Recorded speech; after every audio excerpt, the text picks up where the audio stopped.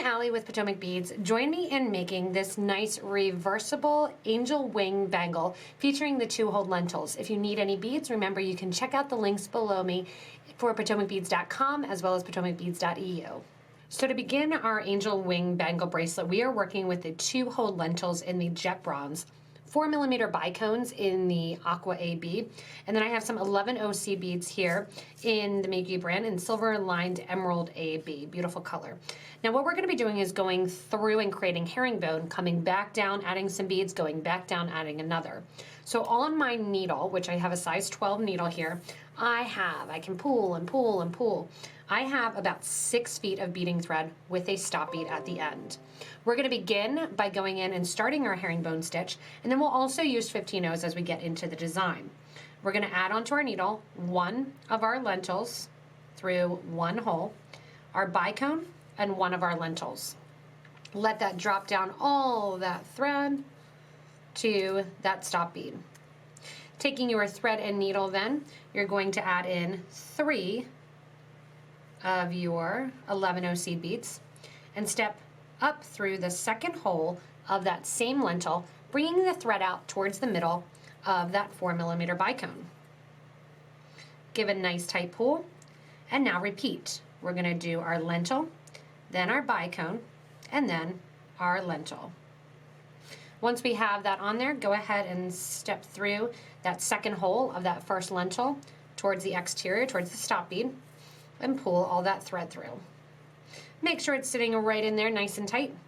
And then we are going to jump from that first hole there to, or the second hole of the first bead to the second hole of the second bead.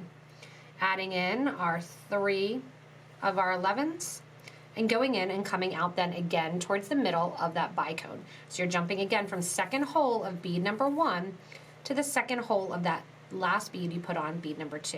And there you have it. We're going to continue this herringbone stitch, adding in one of our lentils, one of our bicones, and one of our lentils, the whole length of our bracelet. So again, you're coming out then on the other side of the lentil grouping before.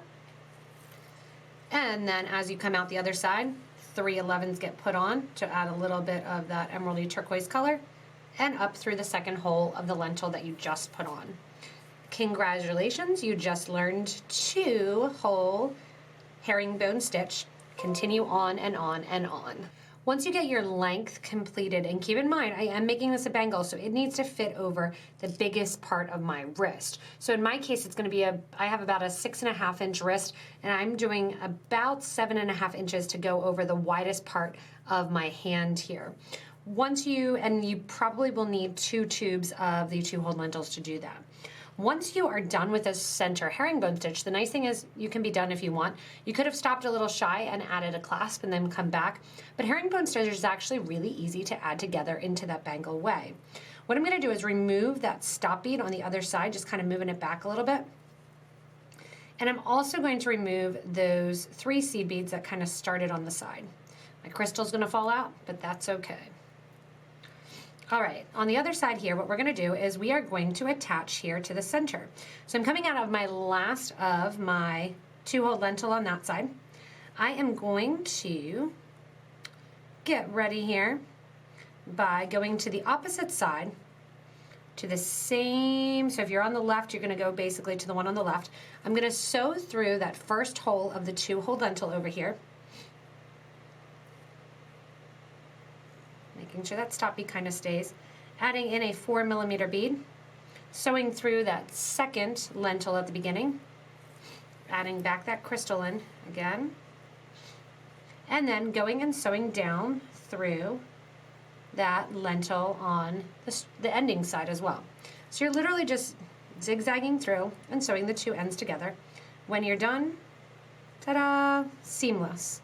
You can see, you really can't see at all where it's going and where it's adding and where it's stopping.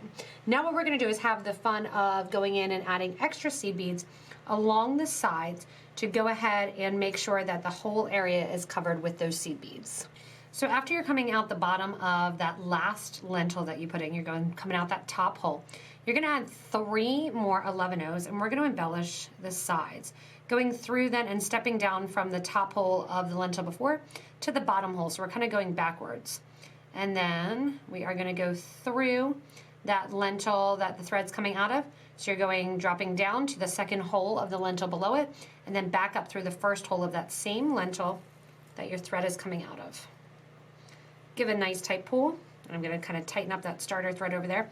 And what that does is make that seamless line of 3 more seed beads along the outer edge. When I get to the middle here, we are going to simply sew right across and come out the other side. So I'm going back through them, my bicone, my lentil there, that left side lentil when I was starting on the right, and coming out through the top of the next one down. So this is going to zigzag along the side. So picking up 3 more 11s then, I'm going to go into the top hole of the next lentil down, as well as the bottom hole of the lentil my thread is coming out of, so right there along the side, through the bicone, usually at the same time is the easiest. Pull all that thread that you have, and you will use this up to give kind of that nice scalloped look. Go through the bicone or the lentil next to it. So after the bicone, you're going through the lentil next to it, and then coming out the top hole of the lentil below it. Again, what this is doing, it reinforces and it makes that herringbone stitch a little tighter, which is fun. It also adds that extra row of seed beads along the outer edge so it matches. And decorates a little bit more of that turquoise on the outer edge. So I'm going to do just 2 more stitches here so you can follow along and see. Again, through that first hole and basically sewing on a diagonal down through 2 and out. And you can see I'm turning it in my hand as I'm working with it. Whatever feels the most comfortable is the way that you want to add your second row of your seed beads. Adding them in, going down to that second hole, back up through the bicone, if it'll let you. Adding those seed beads along the outer edge, and then down through the 2 lentils after it.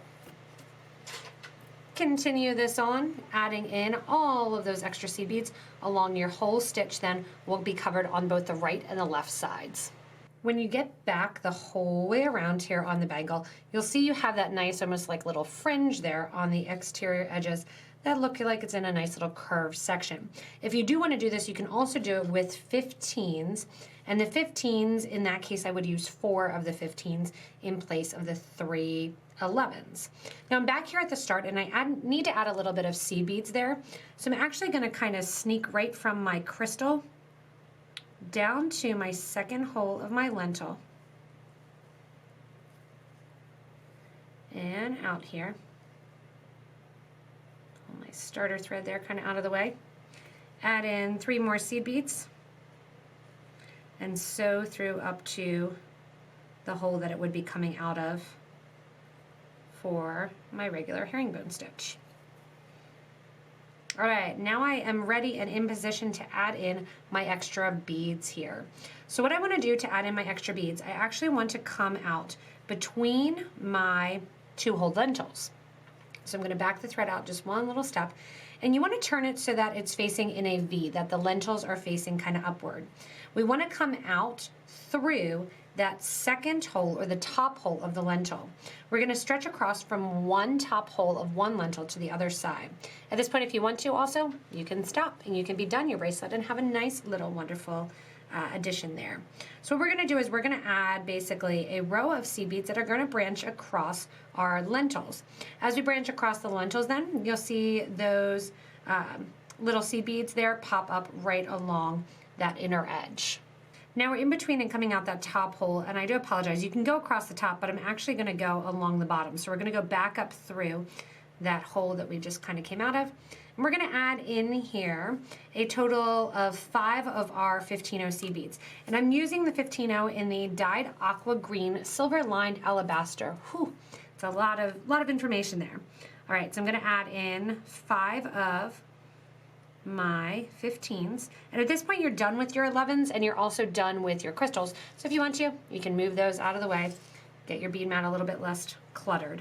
Now what I'm going to do is I'm going to go down through the other side, so I'm just skipping basically right along that bead there, going down through the other side of the lentil in that herringbone stitch. As I pull, those seed beads are just going to drop right along there and frame out the crystal that sits right below it. We're going to continue doing this again, and to get up, what we're going to do is add a couple little crystals in, or little seed beads here on the side. I'm going to add in 3 15s and go from this one lentil over to the next, stepping up and coming out again through that first hole of the next row up of my herringbone stitch. So 3 little seed beads get decorated, just kind of a little bit of added seed beads along the outer edge. 1, 2, 3, 4, 5 seed beads go onto your thread and needle.